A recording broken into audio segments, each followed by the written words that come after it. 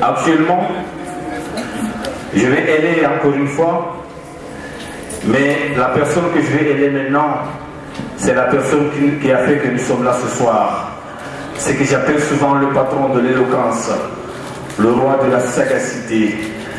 Je vous demande de l'applaudir vivement et avec de lourds applaudissements, car c'est cette personne qui a fait que nous sommes là ce soir.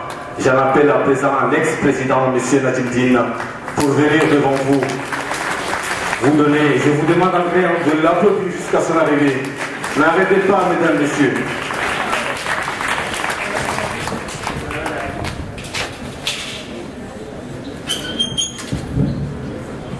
Allô? Ça va? أنا مكشولي لو مريم الدنيا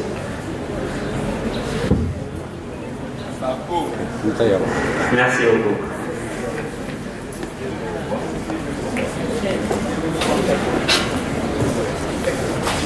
Tout à l'heure, en écoutant religieusement les interventions ou les allocutions de mes prédécesseurs, je me sens à la fois heureux et hilar. Vous venez, mes chers amis, de m'honorer devant ce beau monde. Et comme disait Balthasar Grassin, quiconque honore est honoré. Vous êtes vous aussi bien honoré. Excellence, Monsieur le Premier Conseiller, Messieurs les anciens présidents des amicales des étudiants et stagiaires africains au Sénégal, Monsieur Maître Keta, avocat à la Cour de Dakar, Mesdames, Messieurs les anciens et doyens de la communauté comorienne au Sénégal, Mesdames, Messieurs les présidents des différentes communautés étrangères au Sénégal, mes chers amis, Monsieur le Président de l'amicale des étudiants et stagiaires comoriens au Sénégal, mes chers oulémas, que je me réclame toujours comme étant le grand des talibés, honorable assistance, Messieurs les membres du conseil de stage, chères dames ici présentes, chères belles-sœurs ici présentes, honorables invités, mes chers compatriotes.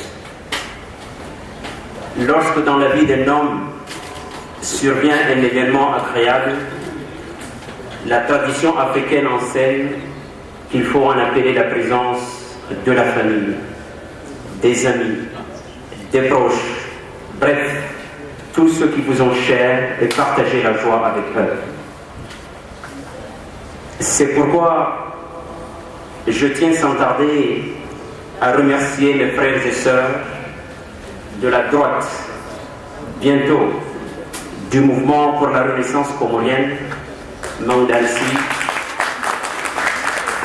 qui m'ont convaincu, en dépit de ma réticence, d'organiser cette cérémonie de pot de départ qui est placée sous le thème « Servir et non se servir », qualité fondamentale d'un homme ambitieux.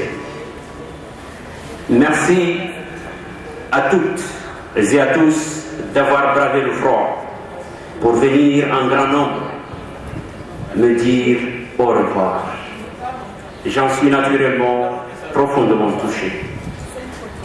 Et sachez que votre présence en ce moment ardu me réconforte, me rassure, me console, me fortifie et m'honore. Cela, sans nul doute, témoigne toute l'importance, toute l'affection et tout l'intérêt que chacun de vous porte en ma modeste personne.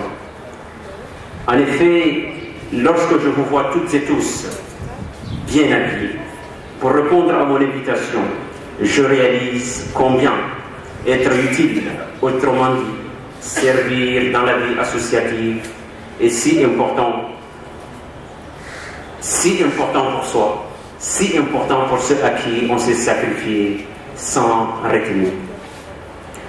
Et si mes remerciements, mes chers amis, ne peuvent répondre complètement aux faveurs immortelles dont vous m'avez fait combler en répondant présent à cette cérémonie, je vous demande et vous conjure de l'attribuer moins à la faiblesse de ma reconnaissance qu'à la grandeur de vos bienfaits.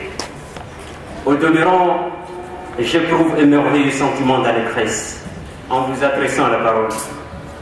Une parole pleine de sens et émaillée par une émotion profonde.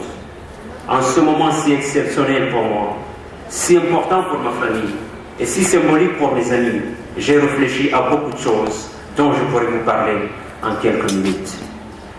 Je pourrais par exemple vous entretenir des épreuves difficiles que j'ai connues dans mes études, mais aussi et surtout, je pourrais vous entretenir de mes brillantes réussites. Je pourrais vous parler de ma vie associative, marquée par 2 mandats successifs à la tête de notre amicale. Je pourrais vous parler de mon engagement sans faille dans la Confédération des amicales des étudiants africains au Sénégal, dans laquelle j'ai été en premier le chargé des affaires académiques de 2008 à 2009, avant de devenir vice-président de la Confédération de 2010 à 2011. Mes chers amis, je pourrais par exemple vous en parler enfin de mon expérience personnelle, de mes entretiens avec les autorités sénégalaises, de mes relations avec les amis africains et d'ailleurs. Chers assistants de bonne famille, mon séjour ici au Sénégal m'a beaucoup appris. Il est bien rempli de choses dont je pourrais vous en parler en quelques minutes. C'est pourquoi je suis obligé, bon gré mal gré, de déroger à mes habitudes pour vous faire une allocution synthétique, pour être moins prolixe, autrement dit, moins bavard, et si j'ose me le permettre, moins loquace. Cette cérémonie, mes chers amis, se veut un moment de réjouissance, mais aussi un moment de regarder dans le rétroviseur et faire un bilan de tout ce dont j'ai vu, j'ai compris, entendu, mais également ce dont je compte faire. En effet, lorsque j'ai débarqué pour la première fois à l'aéroport Léopold Sédar Senghor, j'ai été ému et fasciné de l'accueil si chaleureux et de l'hospitalité dont joue l'étudiant comorien au Sénégal. Dès le premier jour, je me suis senti comme n'avoir pas quitté le Comore, tellement les Sénégalais et Sénégalaises me manifestaient une teranga légendaire et digne de son nom.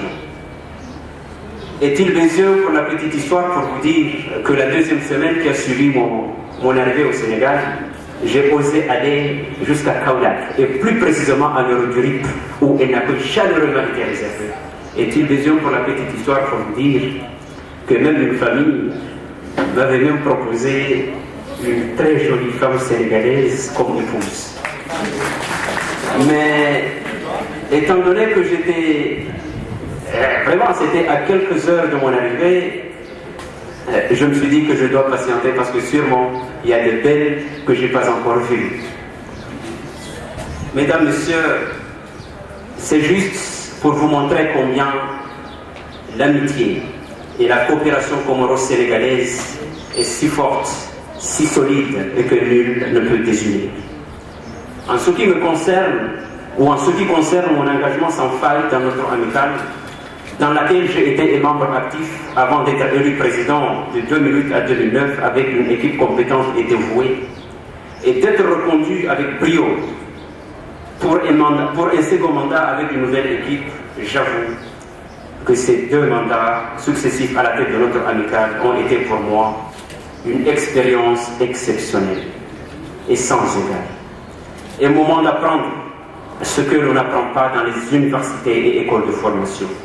Et détrompez-vous, mes chers amis, et surtout ceux qui viennent d'arriver à Dakar, car les études peuvent aller parallèlement avec un engagement dans une vie associative. C'est pourquoi je voudrais profiter de cette occasion pour remercier du fond de mon cœur tous les étudiants comoriens, surtout, on m'excusera, les femmes, parce qu'il n'y a que des belles comoriennes. Mais également, ceux à qui je le réclame comme étant leur talibé, les oustards, parce que sans eux, je n'allais pas être élu pour une première fois et non pas non plus une deuxième fois.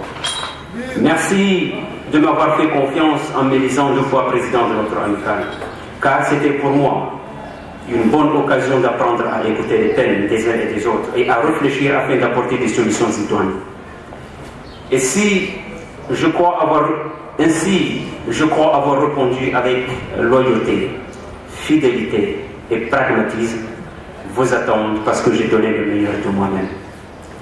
Mes chers amis, en ce moment si exceptionnel, ma grandeur d'esprit et mon sens de responsabilité voudront qu'en pareille circonstance, j'accorde sincèrement, conformément à nos valeurs comoriennes, le pardon le plus sincère à toutes et à tous qui m'ont subjectivement insulté, calomnié, diffamé ou tendu un piège, quel que soit. Et il va de soi, moi également, de vous demander également le pardon le plus évident. Mes chers amis, il me plaît d'ailleurs de remercier mes détracteurs politiques, si j'ose dire mes détracteurs idéologiques. Je fais allusion à mon cher ami Djilaba, je fais allusion à mon cher ami Ali Soulé, je fais allusion à tous ceux qui m'ont combattu idéologiquement, qui y va de l'intérêt de la démocratie. Merci parce que sans vous, je n'allais pas travailler avec bravoure. Sans vous, je n'allais pas travailler avec détermination. Sans vous, je n'allais pas travailler avec tant de volonté. C'était juste l'intérêt de l'amicale. Mes frères et sœurs, honorable assistance, mon combat associatif autant pour moi ne s'était pas limité dans la sphère de la ESCOS. J'avais aussi un combat continental parce que je suis un panafricaniste convaincu.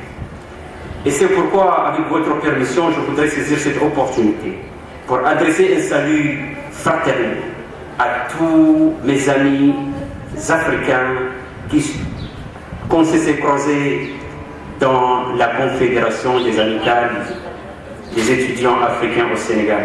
Je fais allusion à mon cher Nicolas, je fais allusion à mon cher Étienne et bien d'autres qui malheureusement ils ne sont pas là, mais leur absence est bien justifiée. Mes chers amis ici présents, l'expérience a été formidable. Notre collaboration a été très fructueuse. Nous nous sommes beaucoup amusés et Dieu seul est le témoin. Honorable assistance, chers compatriotes, je suis venu au Sénégal avec des objectifs. Et aujourd'hui, je rentre avec des convictions. Parmi ces objectifs, c'est de faire des études de droit, de me faire des amis au-delà du cadre national et d'apprendre à vivre dans une société hétérogène. Partant de ces objectifs, mes chers amis, aujourd'hui, je me réjouis et me félicite en cet instant d'avoir pu relever tous ces défis en dépit des embûches qui se trouvaient sur ce long chemin de la recherche de la pierre philosophale, pour ne pas dire de la quête du savoir. Car je rentre au pays avec la conviction d'avoir obtenu un master en droit. J'aurais aimé, en toute sincérité, rentrer avec un doctorat, mais Dieu, le maître de l'univers, en a choisi autrement. Et nul ne peut aller au-delà de son propre destin. Je dois par conséquent l'assumer avec fierté et responsabilité. Toutefois, je ne compte pas m'arrêter là. Et non, avec l'aide de Dieu, je compte continuer jusqu'au doctorat, voire l'agrégation, s'il plaît à Dieu. Je rentre au pays dans l'espoir de trouver un boulot compatible avec ma formation et à la dimension de mes compétences et mon expérience. Et je prie au passage le bon Dieu, dans le cas échéant, de le servir avec loyauté, avec détermination, avec courage et avec pragmatisme.